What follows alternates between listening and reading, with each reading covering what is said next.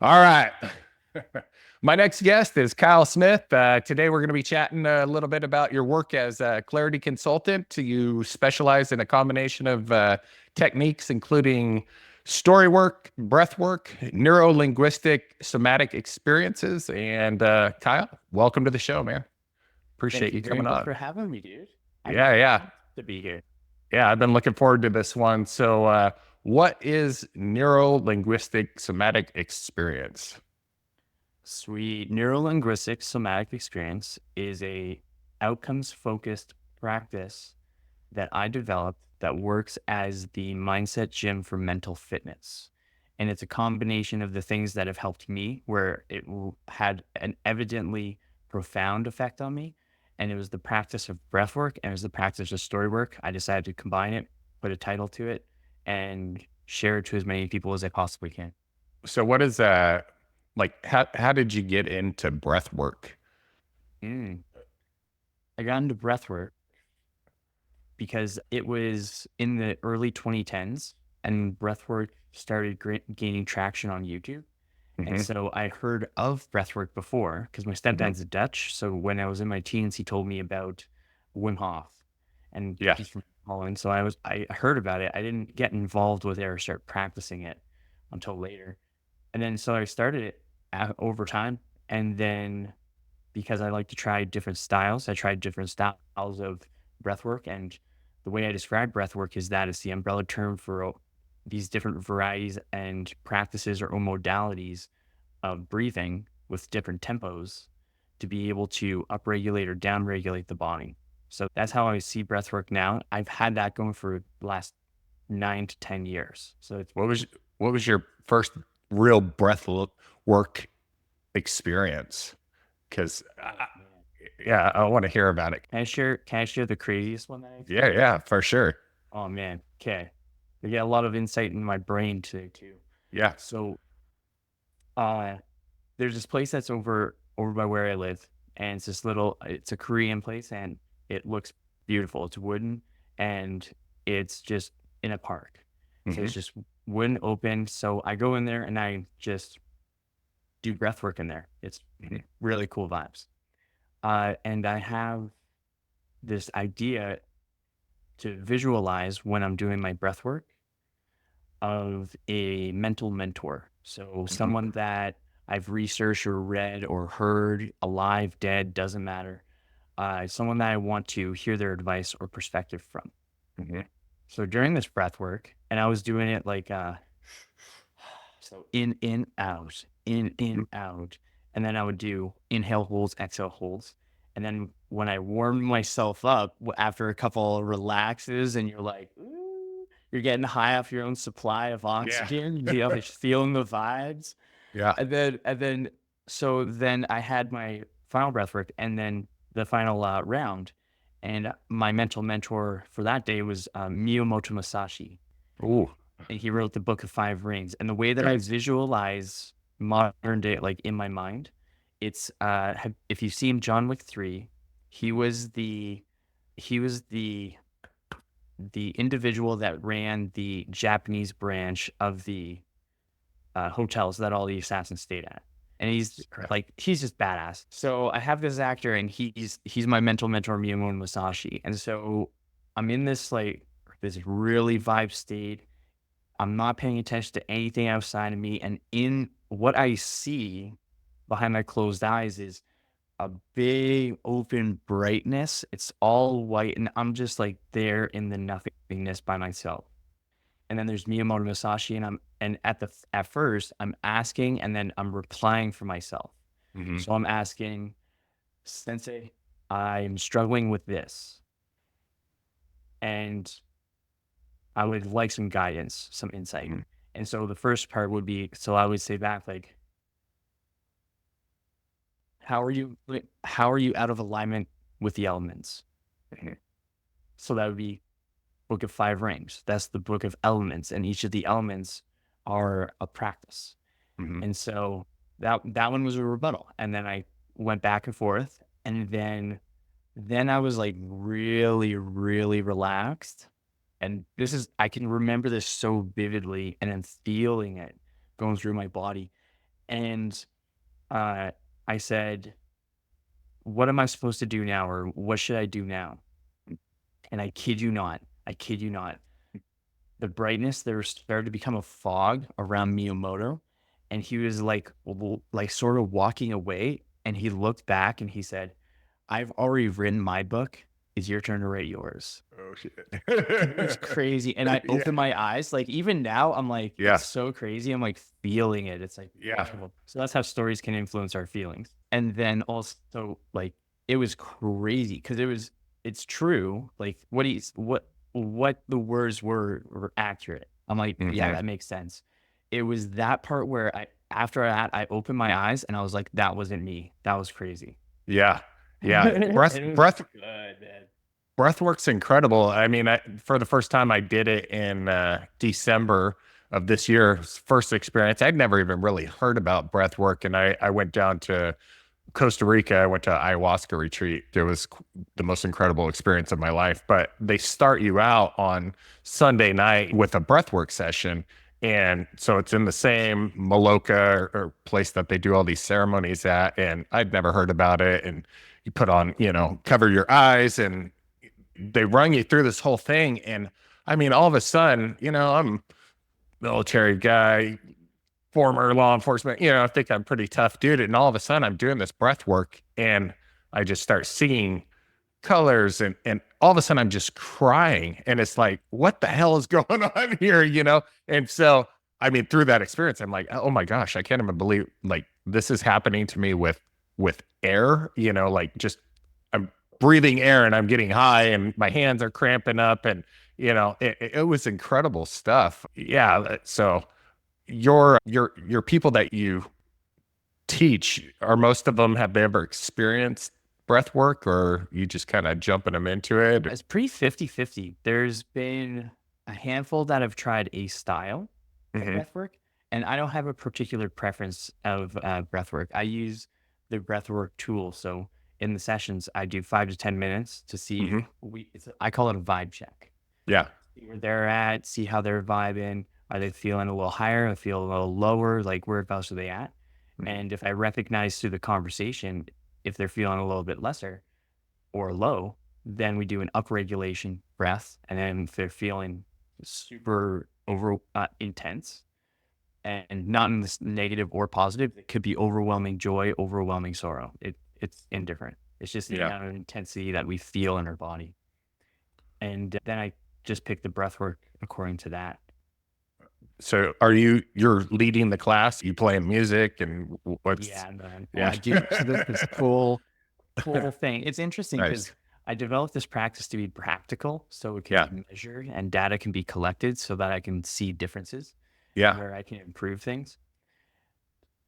The interesting thing is that when you experience it, because I've experienced like this is something I love doing and being a part of as much as hosting. Like Yeah. it's like so cool where it's that breathing and everyone gets to get together and they just have that like sense of awe. Yeah. They're just getting each other pumped up. So I love it. I love teaching it. I love breathing it and teaching people that are brand new. I love it because It's they haven't breathed that way before. They haven't been introduced to working their breath outside of maybe running, exercise, like things that we know of. yeah. When you're consciously only thinking of your breath and like you said, like you're chilling and relaxing, then you can really open up the body and open up the mind. So what is the neuro-linguistic somatic experience that's different than breath work, or is that all tied together? Tied together for sure. It's all tied together. Yeah. It's a combination of breath work, so physical, and Hmm. then story work, which is more cognitive. It's conceptual. It's up in the mind. And having this balance has been beautiful because this is how I differ from most linguistic practices or talk therapies or psychological practices is that I get the body feeling the emotions and processing them.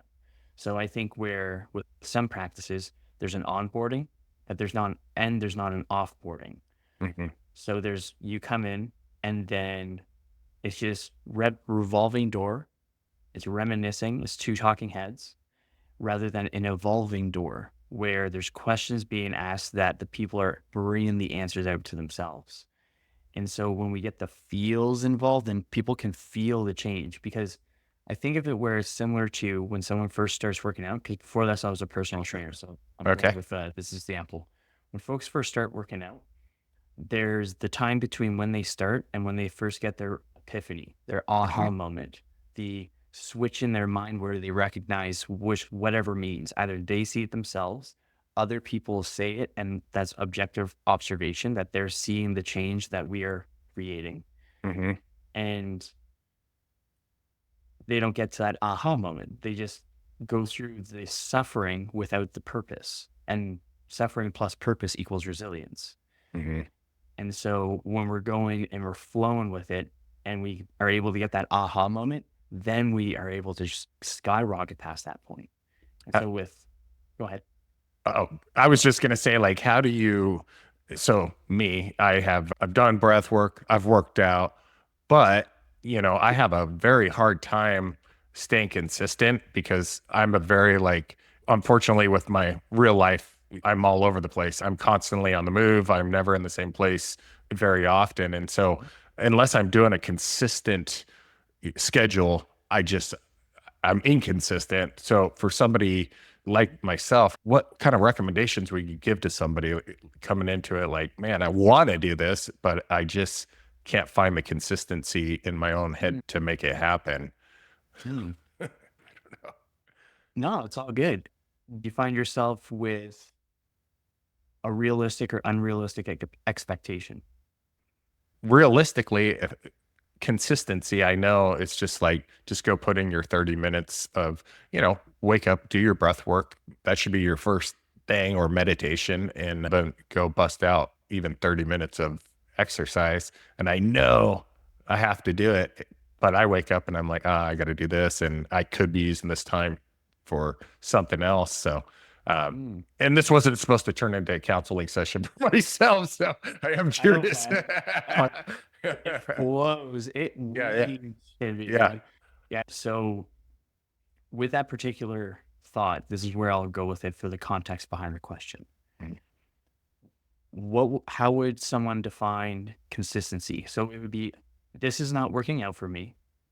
So do I want to beat myself up for it, or accept that I'm not doing it and then not worry about it at all? Because then you don't have that anxiety cost between when you choose to do something and when you actually do it. You just do it and then it's done. So it is creating anxiety. Is it worth your time to put effort into? And how it pivoted over to using this time for something else. Are you doing that something else that you're using that time with? Because there could be the opportunity where we could be doing the thing we planned and we could be doing something else and we do neither. So those are like three different options. And Yeah. so I would then say, what would be the minimum effective dose to be able to get the desired outcome? And then anything on top of that would be a bonus. So then your expectation would be set. Let's say it's working out 3 times per week, Mhm. and 3 times per week out of 77 days is manageable. Yeah. And then it would go, what's the expectation of the length of time? Is it 20 minutes, 30 minutes, 45 minutes, 60 minutes? And then what do I define as a good length of time? Mhm. So consistency is an average over time. It's not how many days in a row. You're the first guy that I've talked to that I'm like, damn, I got to sign up. That's fair. No, I love it. Yeah, so it's thinking about our thinking. So there's the story that you have, right? And then it would be, what would be the rebuttal? What would be the counter to that? And so when we think about our thinking, it's about adopting responsibility and authority within ourselves, which is harder than it is outside of us. It's easier to adopt authority if you're a parent, if you're a teacher, if you're a sensei, if you're a coach, because you have that, okay, we're putting this hat on, we're freaking going. Mm-hmm. And then inside of us, we still have to show up as our adult for our inner child. Mm-hmm. And so Yeah. it's an interesting little twist there. Right on. Consistency is always one of those things that I can just do it. I do it. And then something happens and it's like, man, it's like you pull the e-brake and everything just stops. And it's so hard to get going again, because you're like, well, I've already stopped, so I'll do it tomorrow. And you push Yeah. that stuff off. But so I kind of want to hear a little bit more about you. You mentioned cannabis in your outline that you wrote to me, and I'm interested in your take on that. I just interviewed some a lady who Dr. Shelley, who was talking about using cannabis as a it's like a plant medicine, and it's kind of a healing medicine, and most people just use it as a for funsies. Recreational. Yeah. So Totally. what's your use of cannabis, and how does it integrate with your life, or does it? It certainly does. And so the use of cannabis, so with the practice as well, this ties in with the practice too. So I designed the practice so that it was purposefully holistic. I wanted it to be able to work and integrate with other modalities. So there could be cannabis connected NLSE, psychedelics, or psilocybin more specifically, uh, inter- not integrated, like supercharged with NLSE. Mm-hmm. It would be integrated, actually. Yeah. So both of those integrated. Sound healing integrated with NLSE, therapy with NLSE, like all these different varieties. And cannabis is one of my favorites.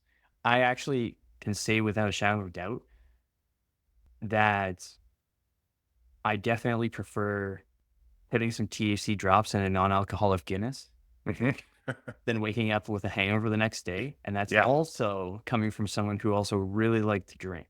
Yeah. I don't need more, and it's just simply because I like my mornings. I like my mornings more than the hangovers. And so I still get a wobbly pop. However, I have a nice morning. Yeah. Last night, my wife and I had a date night, and we went and had some wine and everything. And this morning, I had my first meeting at 7 a.m. and I was like, man, I shouldn't have drank that last night. I should have did something else, because you definitely are not clear, So alcohol it's kind of a poison. You said some other stuff like the psilocybin, and you've experimented with psilocybin? I have very, very minimal experience with that. What's your take on psilocybin? Sick. Man, this is such a cool combo. So, because I don't get to talk about this integrating the plant medicine. Oh, I'm all about it. So Yeah. so cool. Yeah. So similar to breathwork, how there's the variety of modalities for a particular outcome. I see the variety of different quote unquote medicines. It could be plant medicines, and it could be synthetic, it could be created. There can be a certain outcome that could be important as a tool at a specific time at the appropriate dose. Mm-hmm.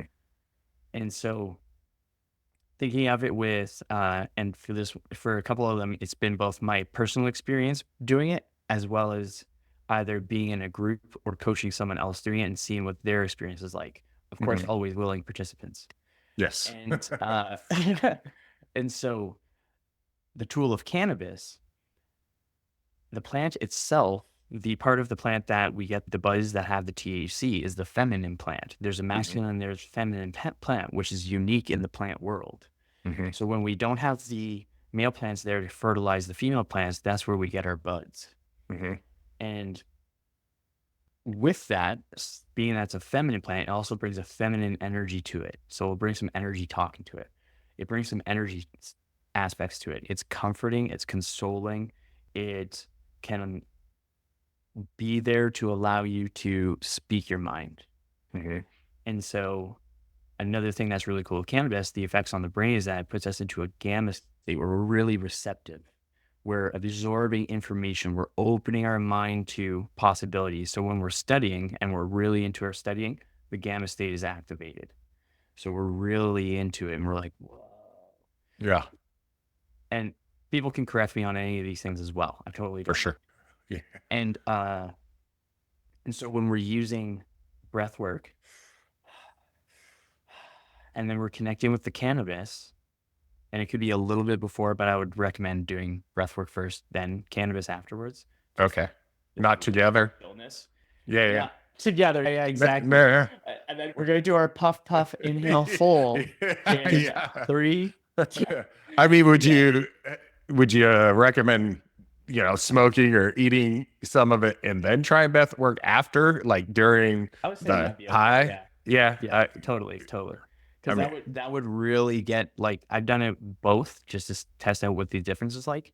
And when it's really cool when you get more of a body high when you do breath work first because you mhm, stimulate it, and then you mhm, have the cannabis, then you get the head high, and then you really sink into it.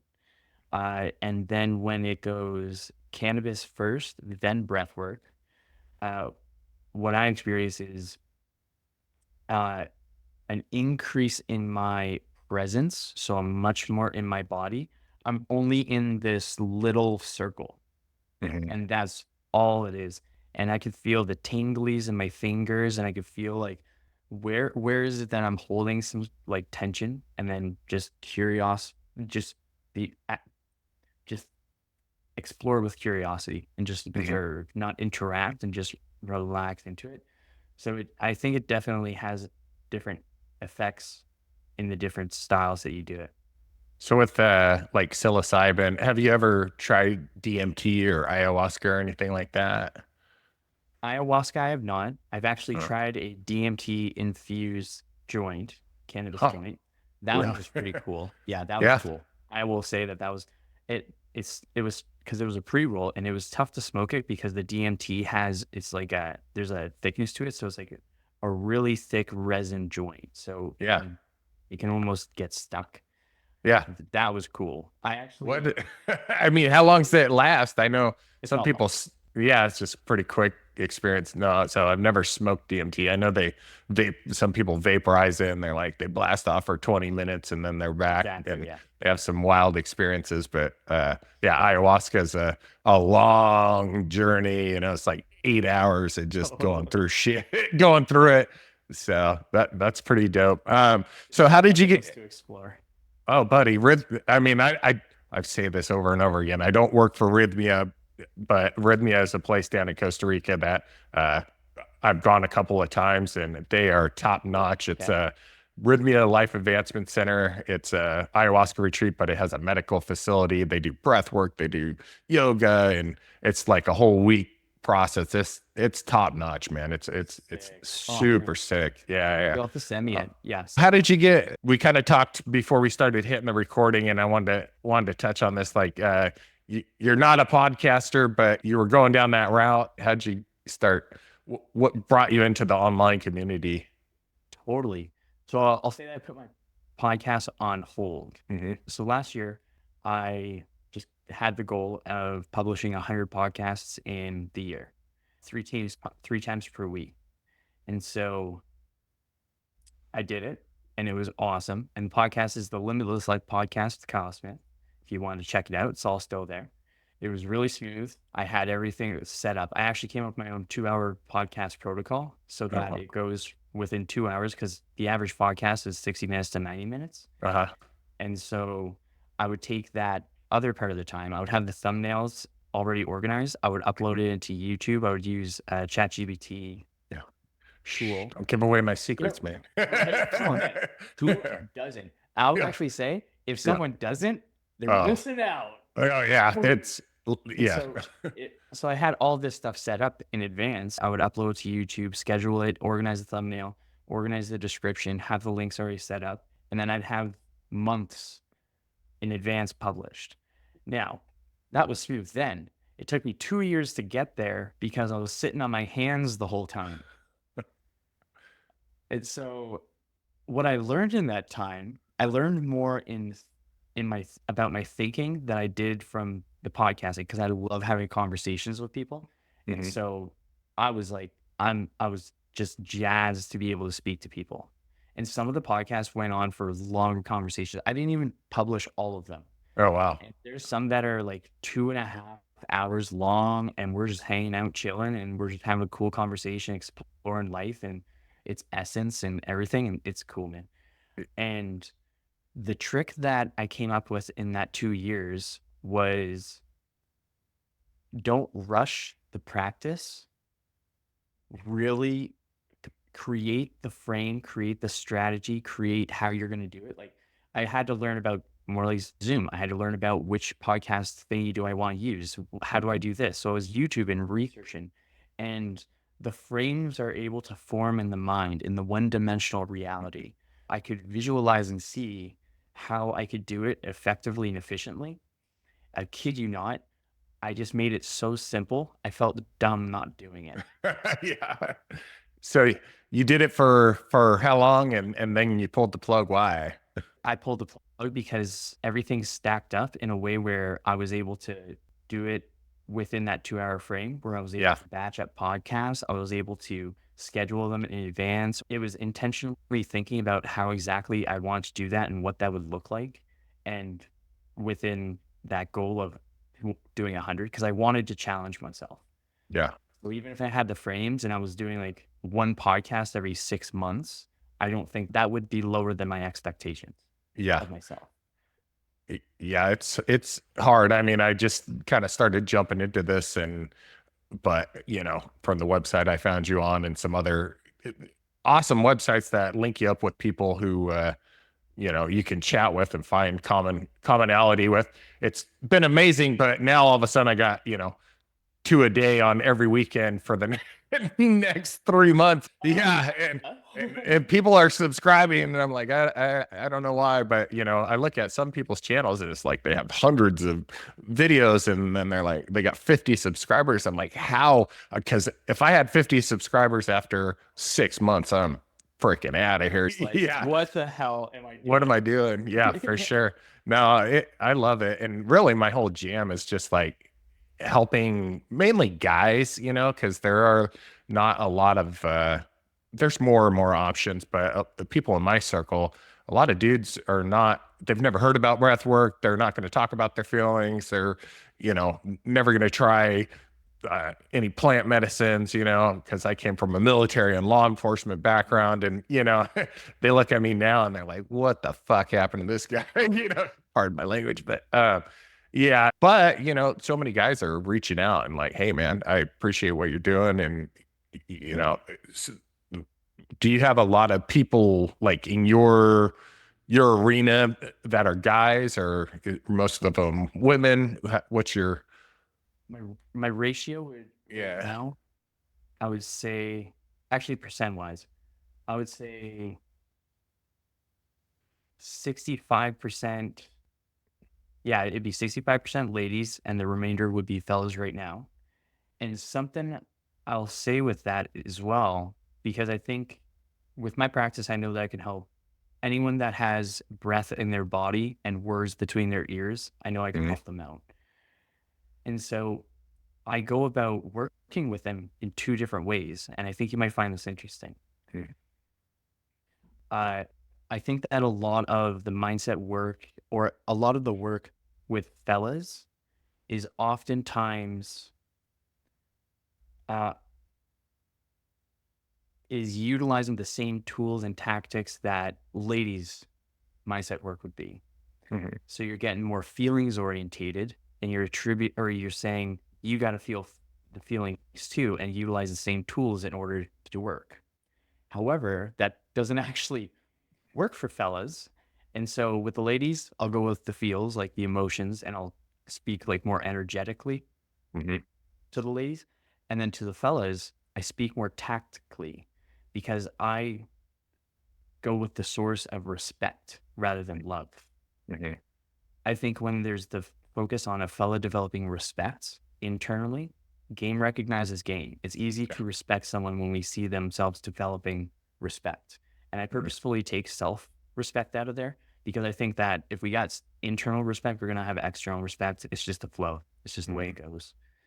And so, an example of this that prompted this idea is there's the there's a story that I heard. I think it was on a podcast I really like, and there was a fella back in World War II.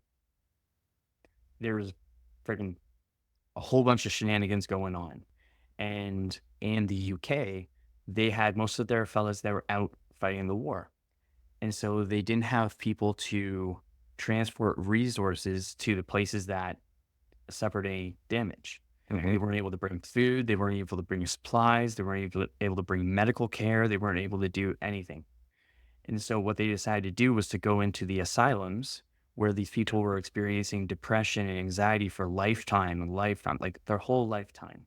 And so some of these fellows that were bedridden for days, months, years, they were told, you got to step up because we need people to drive this stuff to other places. Like, we got this. You Yeah. got it.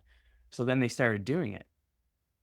And then all of their symptoms of depression went away.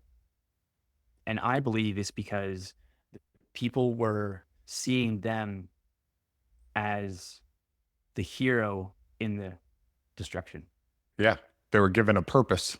And that's what a lot of guys are missing is a purpose. You mentioned podcasts. What are your go-to podcasts that you listen to? Oh, man. Okay.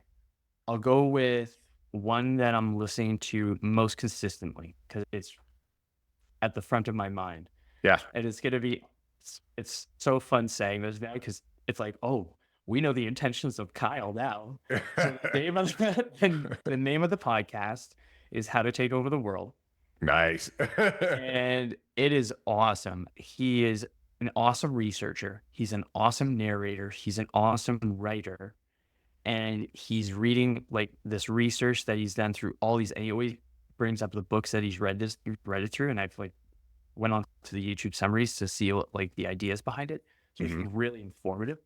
And sometimes when there's a battle, he'll have in the background as he's describing the battle that someone else from the past may have described it. Like if Alexander the Great was going into battle, whoever was writing it, he would have the battle sounds in the background. Oh, so nice. It's so cool. Yeah. So you have this like Alexander the Great, Napoleon, there's Jesus, there's Rasputin, there's all of these people that had a impact. Genghis Khan, Gandhi, Abraham Lincoln, so many people. And so he goes into the common denominators, the similar traits that all of these people that have changed the world have done. So I really like that one. I love it. I just wrote it. I wrote it down. I gotta listen to that. That sounds super fascinating. So, what else gets you going, man? What else are you into? What's an average day in the life of Kyle? Oh, an average day for me is really boring. Really? Come on now. Yeah, You're in totally. Canada. I will say, I think there's someone that says, she was talking about it in the sense of food. The more exciting life gets, the simpler food becomes. Yeah. And I think of the same way where what I'm doing and participating in right now is so exciting that the rest of my life is simple and allocated to having conversations, developing the practice, and seeing who I can connect with and collaborate with, so I can do guest retreats, for example. If I could be a guest presenter, either in person or online, and being able to talk about all this stuff wherever. And so what my day looks like is that it starts with a morning walk or a shower, morning walk. No, even before that, shower, weigh myself. Weigh yourself. I can look back on a student map because I look at the average weight at the end of the week. Yeah. And so I just stand on it and just track my shit. And I'm like, okay, cool. Nice. And then coffee. And then I'll go for a walk. And that's just to get the body moving. And I'll go without earbuds. So I'll just have my own thoughts. Wow. And then that could be like 30 minutes to 60 minutes. I'll go into computer work. And I'll either work from home or I'll go to a workspace that's downtown. And I'll just work for a couple hours. And then I come home. And my lady and I are both either at home or at our own workspaces. And we just see each other in the mornings. We hang out, and then we'll see each other sporadically throughout the day because she does sales. So she works with a company called Trevor Cashy Nutrition. She does the processing of calls and transactions. Nice. And she's really good at what she does. Like, she's crushing it. Love it. And so at the end of the day, this is the part where it gets exciting. We just hang out and we'll eat food, and then we'll hang out on our balcony, and then we'll smoke a joint, and then we'll have a debrief about the day. Sounds like a beautiful day. Yeah. And then sometimes we'll watch a movie or we'll watch a show that we just watched a couple times. You know, repeat shows that we have is Peaky Blinders. We watched that 2 times. Avatar: The Last Airbender. Nice. Let's see. Smoke a joint with that. Totally. It's so, watching it as an adult, yeah, compared to watching it as a kid, completely different. Because I originally watched it as an adult as a nostalgia thing. I'm like, oh yeah, this is nostalgic. I'll watch it. Yeah. And then I was listening to it and thought, wow, this is Uncle Iroh's the go. Yeah. So yeah, and then we'll watch the show, and then we'll do Ramwad and Breathwork. So we'll do, what's it called? It's not called. It's called pliability now. Yeah. So we'll just do yin yoga. Basically, we'll hold stretching position for like 3 to 6 minutes, or we'll do it for about 20 to 40 minutes, depending on the day. When it's date night on Wednesdays, we'll Love have it. it longer, and then we'll do a breath work session and then go to bed after that. And that is literally my average day. You're living the dream, man. Honestly, like if I could do that, throw a little time with my kids in there, man, that's Yep. you're hitting everything. But I love it. I love it. But Oh man, man, good. what else do you like to chat about, man? What gets you going? Or like learning about the most. I'll go with that. Is Yeah. psychology, Yeah. neurology. I really enjoy history, philosophy. I like researching stuff where it comes to religions or Mhm. spiritual practices. Let's jump into that, man. I Sure. love. Yeah, totally down. Where do you stand on religion and spirituality? If you don't mind me asking, because I have so my dad was a pastor and I was raised in the Christian church, and we have the Bible and Jesus, and then there's so many other religions out there, and I've kind of broadened my perspective. My mom's watching; she doesn't appreciate that very much, but I'm sorry, mom. But I'm just trying to spread the good word of everybody's. We're all doing the best we can, and so what's your spiritual take? And like you do breath work and you smoke some weed or do some psilocybin, and that takes you into some other places sometimes. And what do you think those places are? Like, Mm. Uh, I think that so when it comes to like a substance use where we're taking something externally, it's something that is different than, it's not different. Actually, it's connected. So this is such a cool topic because I don't think I've actually talked about this on a podcast. This is fresh new. Something I've right. thought about in quite a bit of depth. So when I think of spirituality different from religion, as I think of religion as different from philosophy. However, each of them have common truths, Mhm. common denominators. So, for example, all of them have the same common denominator: don't be a piece of shit human being. And then for each of them, there's the spiritual, which I think is more experiential and it inspires us. Inspire in Latin and spiritus is in spirit with. So we're communing with spirit when we're inspired. Mhm. And then the difference between religion and philosophy to me is where the person pulls or draws accountability from. With religions that have it could be one or many gods, people pray externally for worship, for good graces, or for something to pray, which means to entice something external to be able to provide us with what we want. And in philosophy, the source of accountability is within. It's developing the character within in order to accomplish the things that you want. And so that's where you can see it with people that win awards. Oh my God, I want to thank God for getting me here. Yeah. Oh my God, it's so good. And then you got folks like Snoop Dogg saying, I want to thank me for getting me here, for putting the Yeah. work in. Yeah. And I think that if the same common denominator is don't be a piece of shit human being, then each of these can be explored and interwoven. And so with my own like thoughts on spirituality, I think of it from a hermetic standpoint, where it would be as within, so without, as above, so below. So I imagine it where the universe as a whole is a consciousness of sorts. It's a singular Mhm. consciousness. We have the physical, organized creation of the universe that has the same minerals and materials that make up the human body. It's just a larger scale. It still has systems within it in order for it to function because all living things have the same common denominator, and that's survivability. And so when there's the ability to adapt and survive, then there's growth, there's expansion. The universe expands itself. That's its form of survivability. Mm. And so, as we are organisms within this universe, there's organisms within us that are doing their job for the universe as a whole, the human body, to survive, to ensure survival. And what do those organisms worship? The consciousness, the director of the body, the captain of the ship, the author of your own personal lore. There is, in a nutshell, my main point on this one is that we can worship something outside ourselves, but we're still speaking the words internally. Yeah. Abracadabra, Jesus' language, it's Aramaic. With my words I create, with my words I influence. Abracadabra translated to English is that.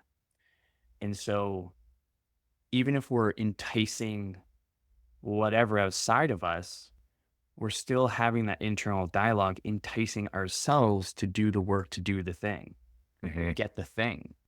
And so I don't think of it as an external or internal. I think of it as a symbiosis because it's a balance between dualities.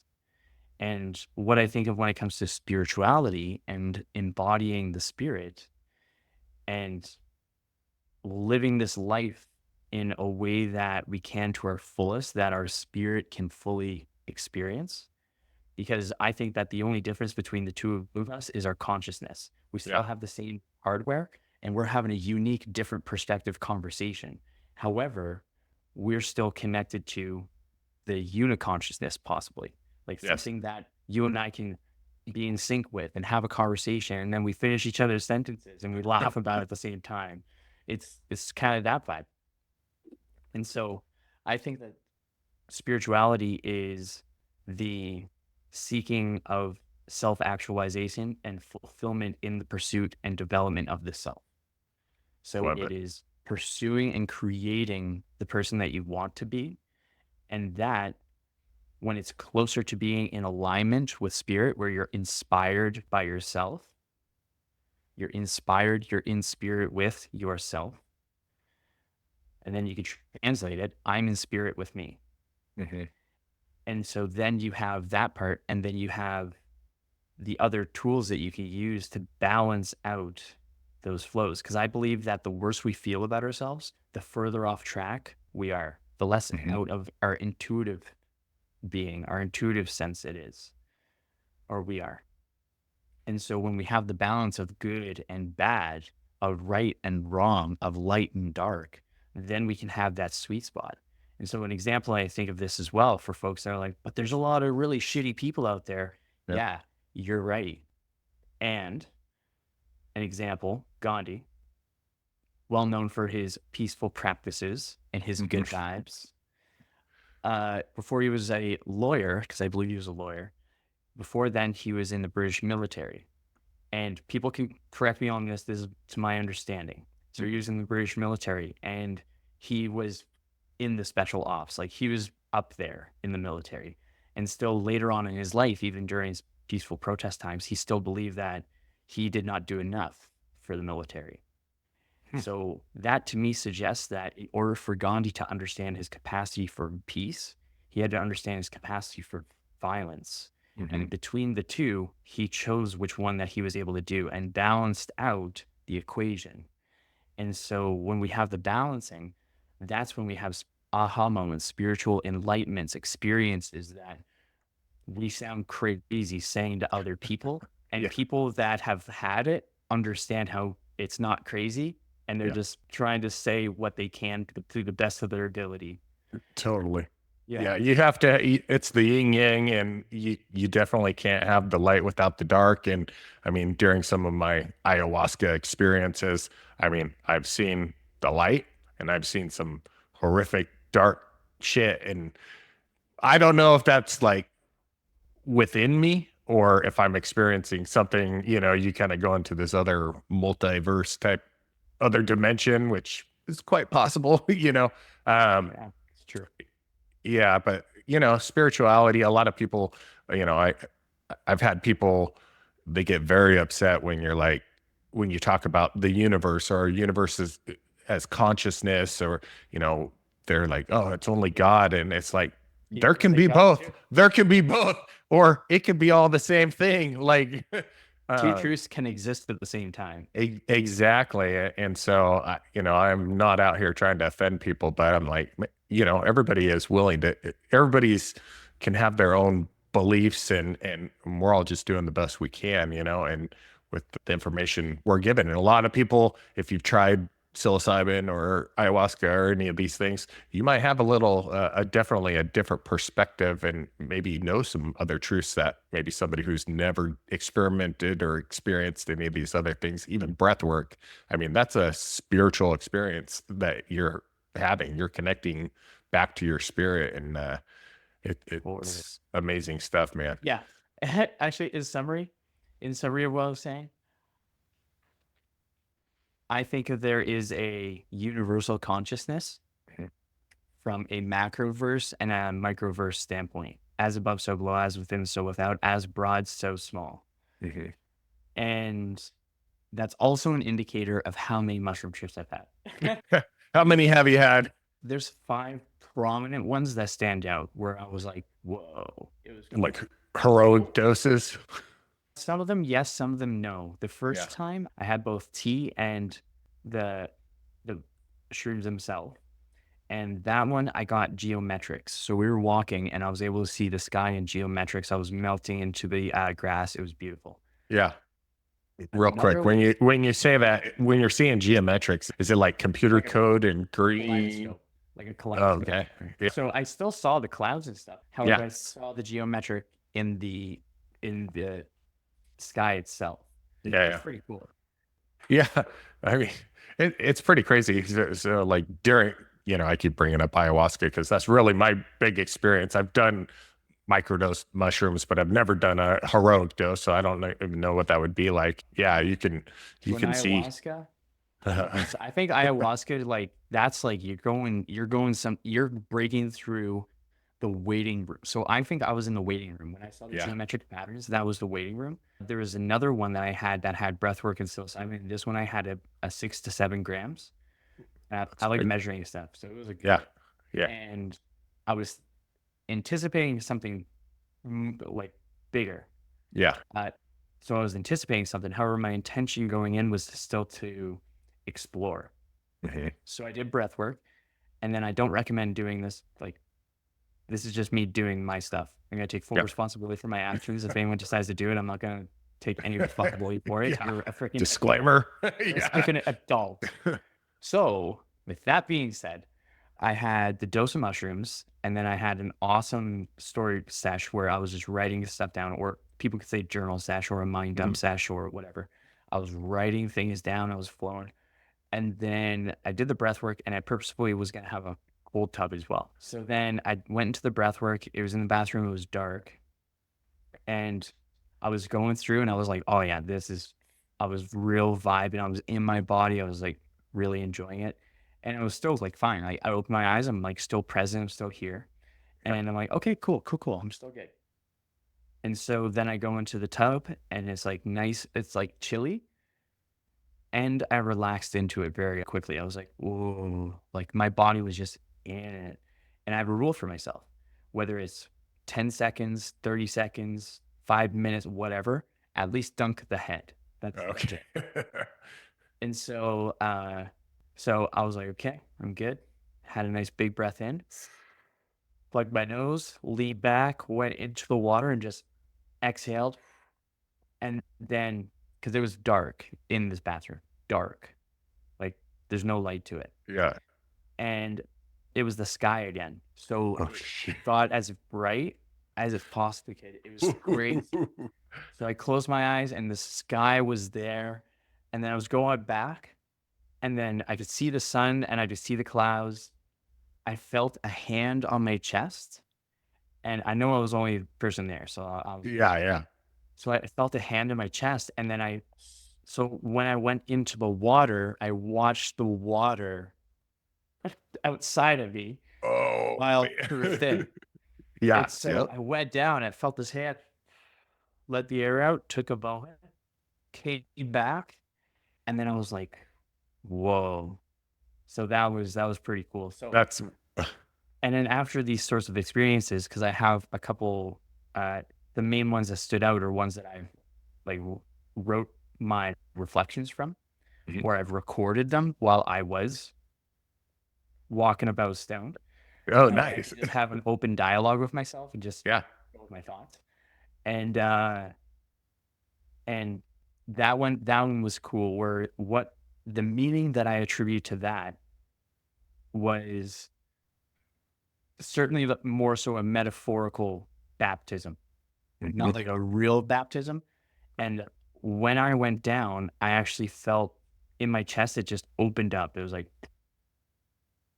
so I felt like a physiological, like, and it wasn't my heart exploding from holding my breath or Yeah. almost having a heart attack. It Yeah. was just a muscular and emotional where I felt the muscles that were tense Yeah. release. And that could be a combination of the breath work, the psilocybin, the ice, the cold plunge, and the reflections. However, everything impacts everything. So I Yeah. think it was a little bit of all of them. It sounds incredible. And for those of you listening at home, please don't try that at home because Yeah. we don't want you to drown. Jeez. I heard But this on that's Tim Teaches, and then it was a great idea. And yeah.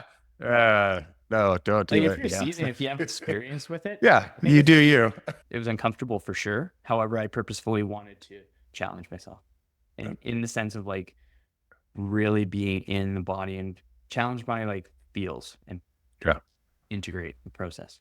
I love it, man. So the breath work and the online sessions you're doing and everything, if people want to get a hold of you and they want to get lined out, what's the best way to get a hold of you? The website is clarityconsultant.ca. And my socials, anywhere on socials, is Dapper Dude Kyle, DapperDudeKyle. If you want to reach out to me, my fastest response time is on Instagram. Right on, man. All right. Kyle, I appreciate the time with you today, and this kind of blew by. I had a great time, great conversation with you. I really appreciate what you're doing, and thank you for coming on. Thank you very much for having me. It's awesome. It was a good vibe, dude. It was Yeah, awesome. I loved it. All right, man. We'll talk to you again. I hope. For sure.